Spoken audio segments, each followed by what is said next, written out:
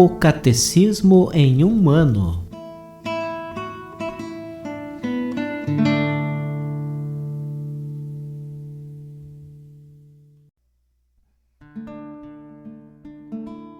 Olá, eu sou Antônio, seminarista da Diocese de Ponta Grossa, no Paraná. Você está ouvindo o podcast O Catecismo em um ano. Vamos ler todo o Catecismo da Igreja Católica ao longo de 365 episódios.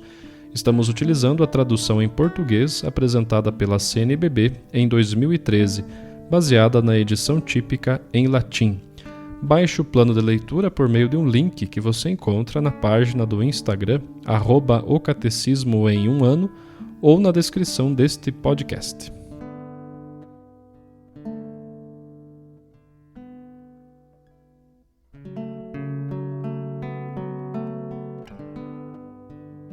Hoje é o dia 183 do nosso Catecismo em um ano.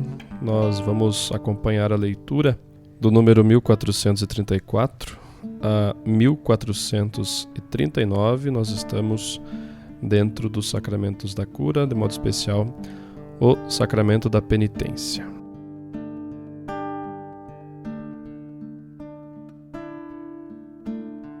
As múltiplas formas da penitência na vida cristã. A penitência interior do cristão pode ter expressões bem variadas. A Escritura e os padres insistem principalmente em 3 formas: o jejum, a oração, a esmola, que exprimem a conversão com relação a si mesmo, a Deus e aos outros. Em paralelo, a purificação radical operada pelo batismo ou pelo martírio citam, como meio de obter o perdão dos pecados, os esforços empreendidos para reconciliar-se com o próximo, as lágrimas de penitência, a preocupação com a salvação do próximo, a intercessão dos santos, a prática da caridade que cobre uma multidão de pecados.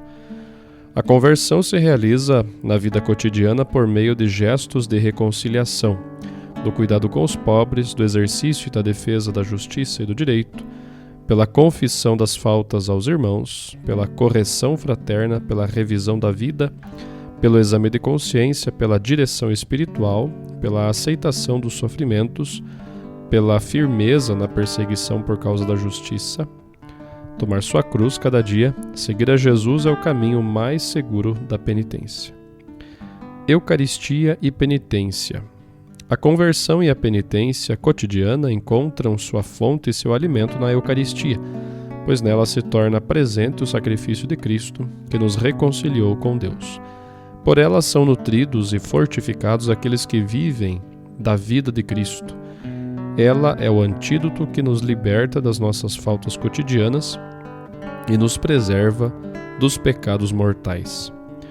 A leitura da Sagrada Escritura, a oração da liturgia das horas e do Pai Nosso, todo ato sincero de culto ou de piedade, reavivam em nós o espírito da conversão e de penitência, que contribuem para o perdão dos pecados. Os tempos e os dias de penitência no decorrer do ano litúrgico, o tempo da Quaresma, cada sexta-feira em memória da morte do Senhor, são momentos fortes da prática penitencial da Igreja. Esses tempos são particularmente apropriados aos exercícios espirituais, às liturgias penitenciais, às peregrinações em sinal de penitência, as privações voluntárias, como o jejum e a esmola, a partilha fraterna, obras de caridade e missionárias. O dinamismo da conversão e da penitência foi maravilhosamente descrito por Jesus na parábola do filho pródigo, cujo centro é o Pai misericordioso. O fascínio de uma liberdade ilusória, o abandono da casa paterna, a extrema miséria em que se encontra o filho depois de esbanjar sua fortuna, a profunda humilhação de se ver obrigado a cuidar dos porcos e, pior ainda, de querer matar a fome com a sua ração, a reflexão sobre os bens perdidos, o arrependimento e a decisão de se declarar culpado diante do Pai, o caminho de volta, o generoso acolhimento pelo Pai, a alegria do Pai, tudo isso são traços específicos do processo de conversão.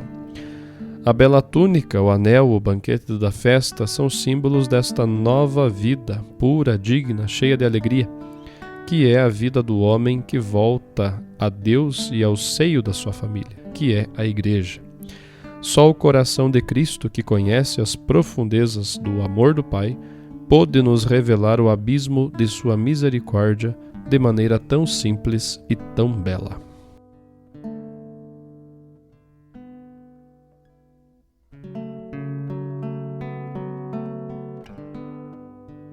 Nos ajuda a refletir a homilia do Papa Francisco, realizada em 17 de março de 2023.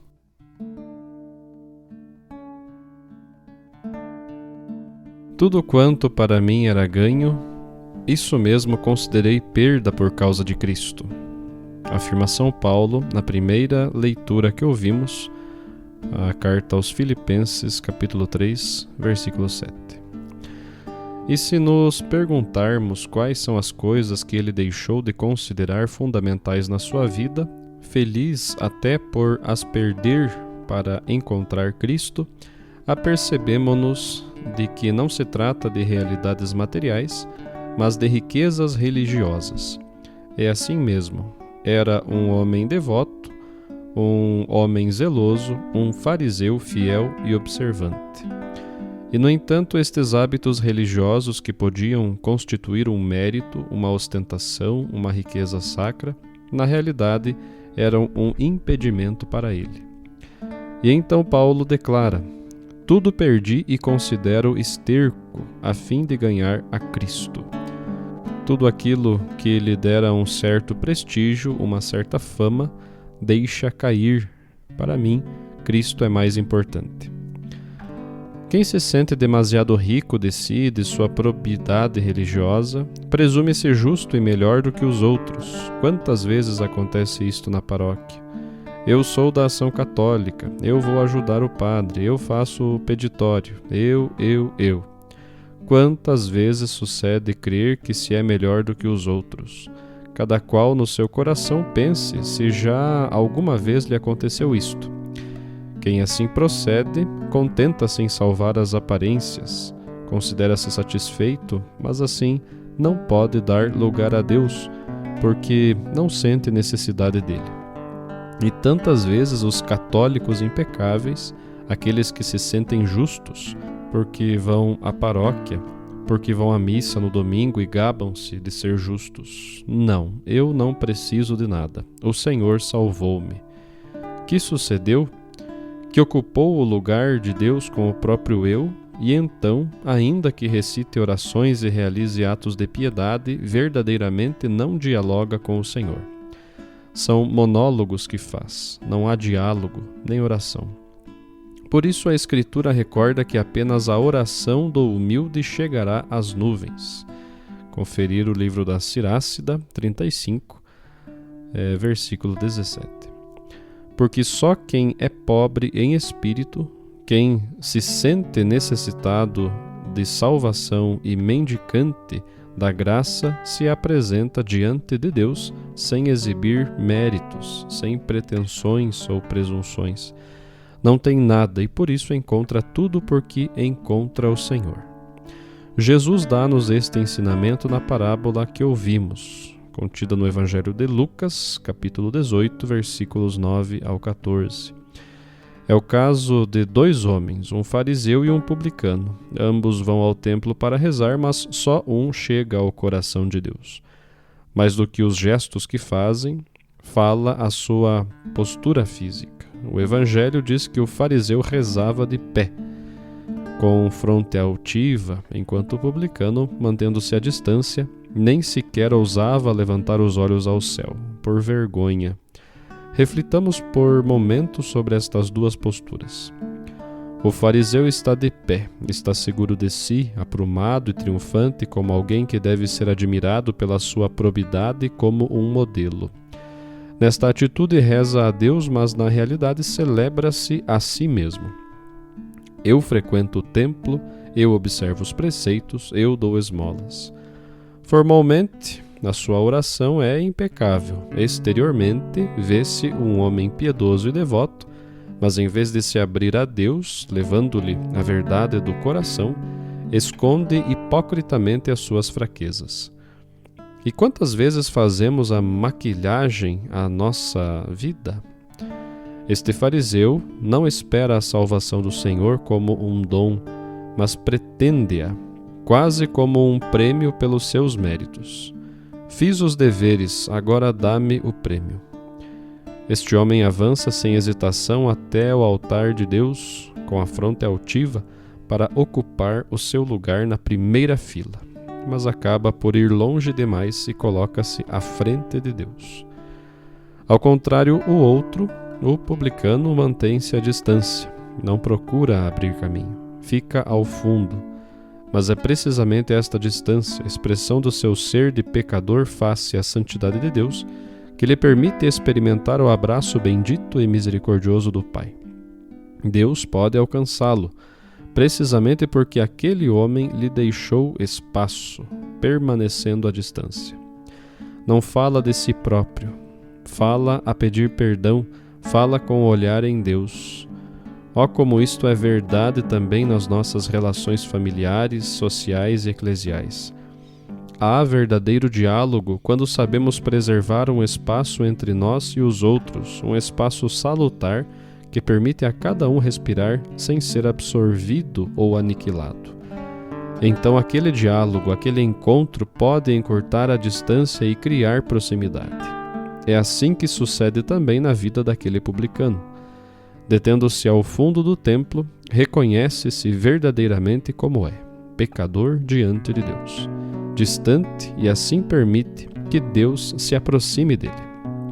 Irmãos e irmãs, lembremo-nos disto. O Senhor vem a nós quando nos distanciamos do nosso eu presunçoso. Pensemos, eu sou presunçoso? Creio-me melhor do que os outros? Olho para alguém com um pouco de desprezo? Eu te agradeço, Senhor, porque me salvaste e não sou como esta gente que não percebe nada. Eu vou à igreja, vou à missa, eu sou casado, casada pela igreja, estes são divorciados, pecadores. O teu coração é assim? Vais para o inferno. Para se aproximar de Deus é preciso dizer ao Senhor: eu sou o primeiro dos pecadores. E se não caí numa imundície maior, é porque a tua misericórdia me tomou pela mão. Graças a ti, Senhor, estou vivo. Graças a ti, Senhor, não me destruí com o pecado. Deus pode encurtar as distâncias conosco quando, com honestidade e sem fingimento, lhe trazemos a nossa fragilidade. Estende a mão para nos levantar quando nos apercebemos de tocar o fundo e entregamo-nos a Ele na sinceridade do coração. Deus é assim, espera-nos lá ao fundo, porque em Jesus Ele quis descer até o fundo, porque não tem medo de descer dentro dos abismos em que caímos, tocar as feridas da nossa carne, acolher a nossa pobreza, acolher os fracassos da vida, os erros que cometemos com fraqueza ou negligência. E todos nós o cometemos. Deus espera-nos lá, no fundo, espera-nos especialmente quando vamos com grande humildade pedir perdão no sacramento da confissão, como faremos hoje. Ele espera-nos lá. Irmãos e irmãs, façamos hoje, cada um de nós, um exame de consciência, porque tanto o fariseu como o publicano habitam dentro de nós. Não nos escondamos atrás de hipocrisia das aparências, mas entreguemos confiadamente à misericórdia do Senhor as nossas opacidades, os nossos erros. Pensemos nos nossos erros, nas nossas misérias, mesmo aquelas que por vergonha não somos capazes de partilhar. E está bem, mas a Deus deve se mostrar. Quando nos confessamos, colocamos-nos ao fundo, como o publicano, para reconhecermos também nós a distância que nos separa entre aquilo que Deus sonhou para a sua vida, para a nossa vida, e o que realmente somos no dia a dia. Pobres, miseráveis. E aquele momento o Senhor aproxima-se, encurta as distâncias e põe-se de pé. Aquele momento, enquanto nos reconhecemos despidos, Ele reveste-nos com o traje da festa. Isto é, e deve ser o sacramento da reconciliação. o encontro de festa, que cura o coração e nos deixa a paz dentro, não um tribunal humano que mete o medo, mas um abraço divino pelo qual somos consolados. Uma das coisas mais belas do modo como Deus nos acolhe é a ternura do abraço que nos dá. Ao lermos quando o filho pródigo volta para casa, vemos que ele começa o discurso, mas o pai não o deixa falar, abraça-o e ele não consegue falar. O abraço misericordioso. E aqui dirijo-me aos meus irmãos confessores. Por favor, irmãos, perdoai tudo, perdoai sempre, sem esquadrinhar demasiado suas consciências. Deixai que as pessoas digam as suas coisas, e vós recebei isso como Jesus, com a carícia do vosso olhar, com o silêncio da vossa compreensão. Por favor, o sacramento da confissão não é para torturar, mas para dar paz. Perdoai tudo, como Deus perdoará tudo a vós. Tudo, tudo, tudo. Com o coração contrito, sussurremos também nós com o publicano. Ó Deus, tem piedade de mim, que sou pecador. Façamo-lo juntos. Ó Deus, tem piedade de mim, que sou pecador. Ó Deus, quando me esqueço de ti, ou te transcuro, quando anteponho as minhas palavras e as do mundo à tua palavra, quando presumo ser justo e desprezo os outros, quando murmuro dos outros, ó Deus, tem piedade de mim, que sou pecador. Quando não cuido de quem está ao meu lado, quando me mostro indiferente a quem é pobre e atribulado, frágil ou marginalizado, ó Deus, tende piedade de mim, que sou pecador. Pelos pecados contra a vida, pelo mau testemunho que mancha o belo rosto da Mãe Igreja, pelos pecados contra a criação, ó Deus, tende piedade de mim, que sou pecador. Pelas minhas falsidades, as minhas desonestidades, a minha falta de transparência e integridade, ó Deus, tende piedade de mim, que sou pecador.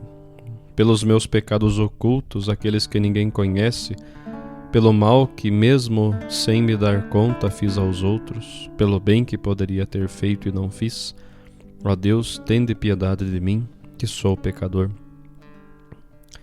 Em silêncio por alguns momentos, continuemos a repetir de coração arrependido e confiante: ó Deus, tende piedade de mim, que sou pecador.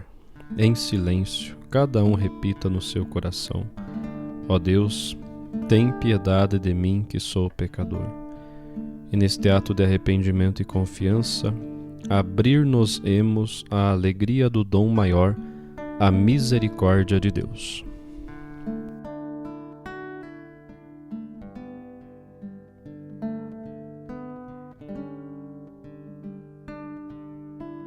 Os textos das catequeses papais encontram-se na íntegra no site da Santa Sé, vatican.va.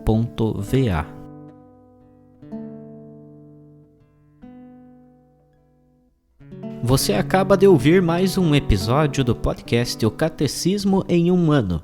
Continue nesse bom propósito de aprofundar o conhecimento e a vivência da fé católica e procure participar da sua comunidade. Rezemos por todos que estão fazendo esse caminho de leitura do Catecismo. Até amanhã!